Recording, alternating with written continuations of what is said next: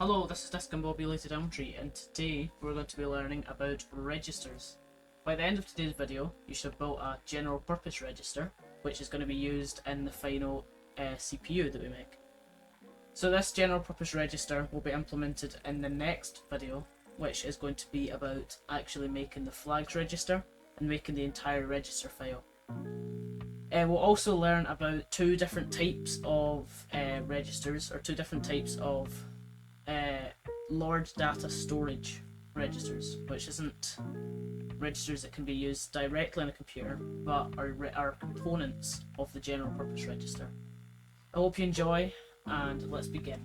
We're going to start off with the register. So this register is not a shift register or anything like that, it is just a simple small storage device. So with these registers, if you click on them, you'll notice that down here you get some ways to edit it. Now you can edit the data bits, so that's how large, that's how large a number these registers store. So if I have it at 8 bits, then it can store a total of 255. That is its maximum capacity, so it can store 255 to 0. If I was to say have it at 4, then it would store a maximum of 15, and so on and so on. Next to it, you can also see that we have trigger. So this is what triggers the update. So when we have a fallen edge, that means that if it rises, this is a rising edge here when it turns to 0 to 1. A falling edge is when it goes to 1 to 0, like that. So that it would update when it goes like, no, hold on, when it goes like that. That's a fallen edge there. Right, so you can have it either a rising edge, which is where it goes from 0 to 1, a falling edge, which is where it goes from 1 to 0, or a high level or a low level. So a high level just means if the clock is active, then you can edit it, and then you can just edit it whenever you want. And a low level is if the clock is not active. So if you had, say, put a knot here, it would be a low level, or you could just switch this to a low level.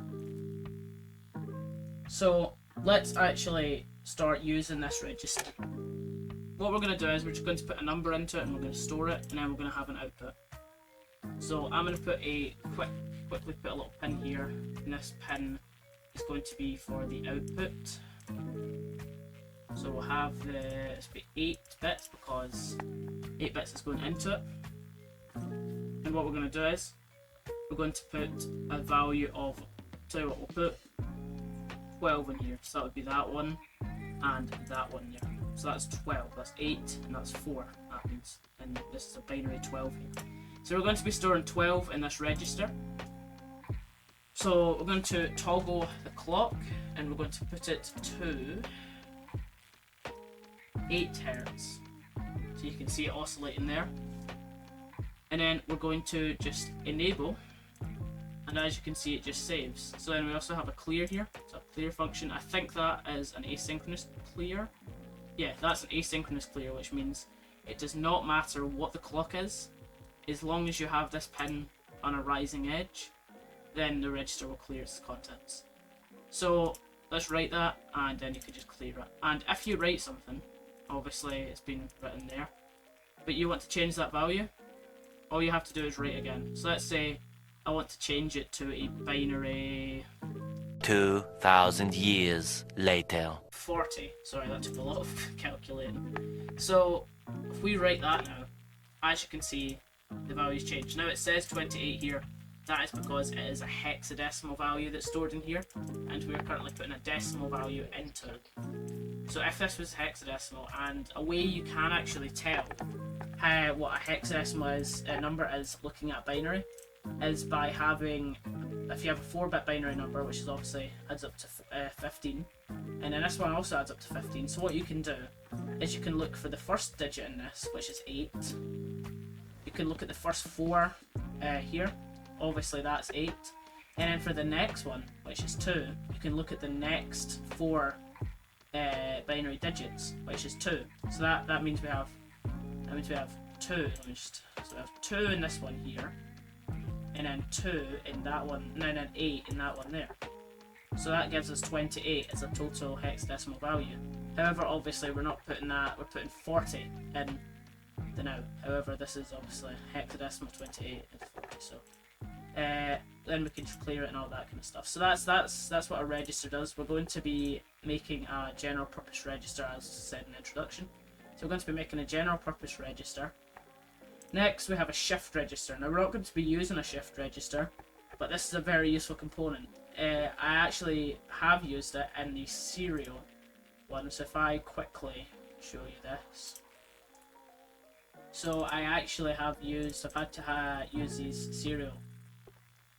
the shift registers in the serial transmitter and receiver, because what happens is, as the value gets shifted out, you get a 1 here, that 1's outputted and then it gets shifted, so it outputs in serial. This is actually a serial output for the shift register, which is really useful because you can put in a parallel value and get a serial value out.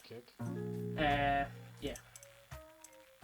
So a shift register, what inputs we have here, and it looks quite complicated, but it's really not.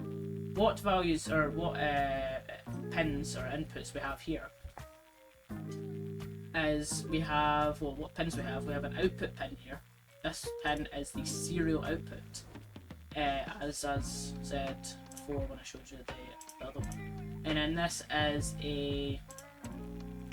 this one here is the parallel output. So this is the parallel data that was inputted through here. So this can act as this, but it can also be shifted. So in a certain sense it is more useful, but the way I like to do shifting instructions in my CPU is put them through the ALU, so put a register, selected register that you want to shift through the ALU, and because it's single cycle it doesn't actually affect the speed. So I put the value through the ALU and it just goes back into the registers. So what we're going to do is we're going to put some parallel data in. Now we're just going to put the same data as we put into this one here, which is 40 or 28 in hexadecimal. So we've put in their data here, and then we're going to use the that's a shift pin. There's a lot of pins on this. Input value to be shifted into first stage. That isn't it. That's a serial input pretty much, and that's a shift one there. This one here, actually no, this is the load. Right, so this one here will load this value into the shift register, and it should output the parallel data. So if we turn this active, we turn that on, as you can see we've got our data out, but a really cool thing you can do is you can shift that information along. So what we need to do is we need to turn on the shift enable. So shift, there we go. So believe this is it. So every single clock tick it gets shifted because the shift enable is active. This one here is a serial input. So this one here is a serial input here. So let's say right now we have a bunch of zeros and we want to put in some serial. Now to put that in, yes, you're putting in data, but it's not being shifted. So you're just, you're not actually putting any data in because there's nothing being shifted along. So if you're wanting to put data in, you need to turn on the shift enable. And as you can see, I'm putting in data and it's just getting shifted along. The shift register is an extremely useful component. It can be used for all sorts of things. For example, if you're wanting to create a dedicated game console,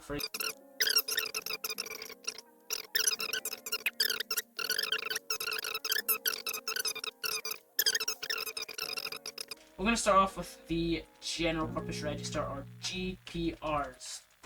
So we made the GPRs, or general purpose registers. Take a look at the GPRs. Pretty simple. For our simple CPU, we're only going to have 3 general purpose registers. And yeah, that means in your program you're going to be having to move a lot more data to memory. And the memory for our CPU is going to be data storage only. So we're not having a program in RAM, we're only having our programs in ROM. Which actually is much more simpler. It's better for a simple CPU. Let's take a look at this quickly. We have a decoder so that we can have our register destination, register sources and everything put into this. Then we have a write enable, or WE. We have a read enable, or RE, and then we also have a clock input here. We have our data input, which simply allows us to put data into these, and the register here that is selected for the data to be input to is controlled by these controlled buffers, which come off of the decoder. To get your dual output, or dual read registers, to make it dual read, we have two multiplexers here, and all of these are connected to the inputs of the multiplexers. So yeah, and the read enable allows these multiplexers to go through. So this is the enable input for the multiplexer. As you can see, enable when not zero output is selected. Alright, I can't read. Output is selected input. Yes, right. Yeah. So it depends on what one of these is.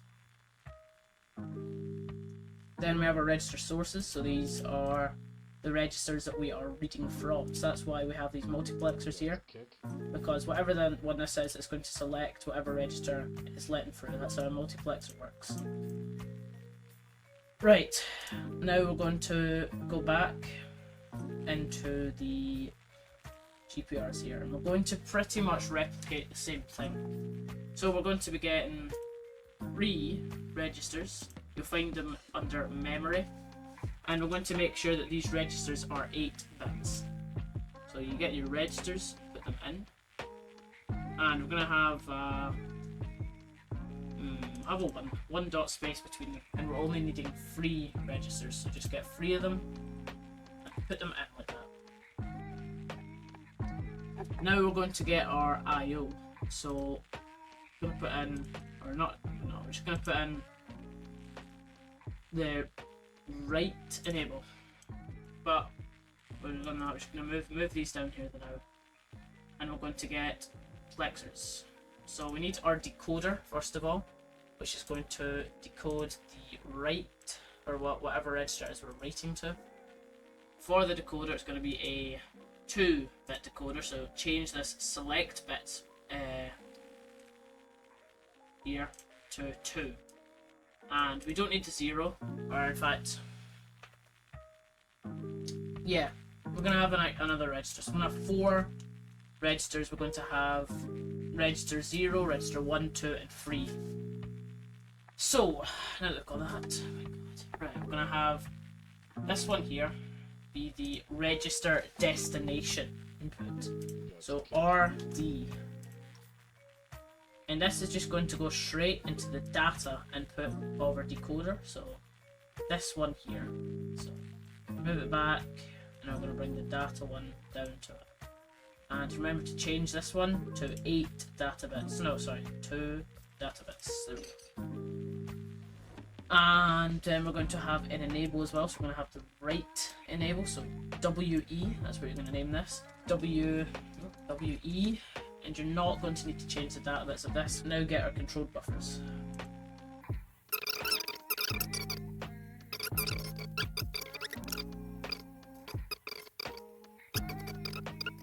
Check, make sure that is fairly correct. It is. You know, I'm going to time lapse this part.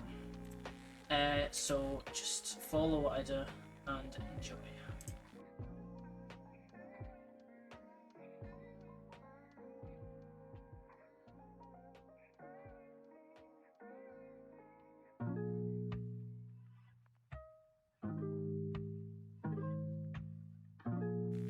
So I'm back. I've managed to do it. So what we've got here, we've added our multiplexers. We've connected all the inputs to the outputs, all the outputs, sorry, of the registers to the multiplexers, and we did that to both of them. And then we've had our data, or select data here, and that's been attached to the register source pins.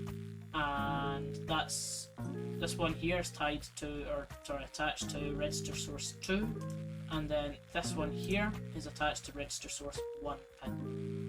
The register destination is attached to this decoder here. Then the write enable is also attached to the decoder. The read enable is attached to both of the enable pins for the multiplexers here. And we also have added an immediate input pin which is the data that's going to be stored at the register. So say you wanted to store a 5 at this register, you would have a 5 in this, so that one and that one there, in this immediate input pin, and then a 3 in the register destination to be, well, it'd actually be a 2 because this one counts as register 0. So you would have a 2, just that one on, and then you would write enable, then wait for the clock to pulse, and then it would be saved at that location. What we're going to do, we're going to try it out now because I completely finished it. I've also, another thing you should note is I've tied the clock to these clock inputs here for the registers. There's no other clock inputs, that's only places the clock needs to go. We've also attached the enable pin. In fact, no, did we? No, yeah, we already did that. We attached the decoder pins here to the enable pins for these controlled buffers. Oh, another thing I forgot to do. You need to put pull resistors at the end of all these buffers here. In fact, what we're going to do is we're going to pull the buffers back because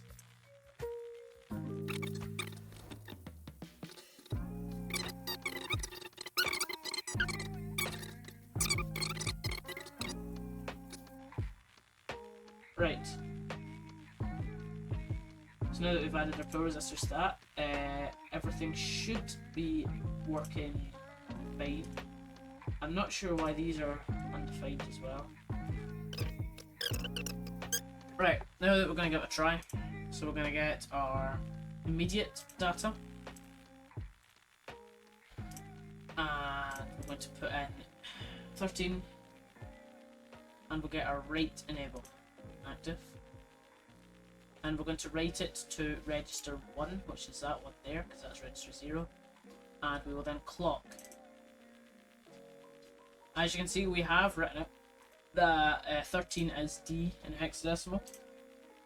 So we have written it to that register successfully, and now for miracle number 2, it's going to read from one of these. So let's say we want both of these to be read from, right? So we want this to be added, but this pretty much to be doubled.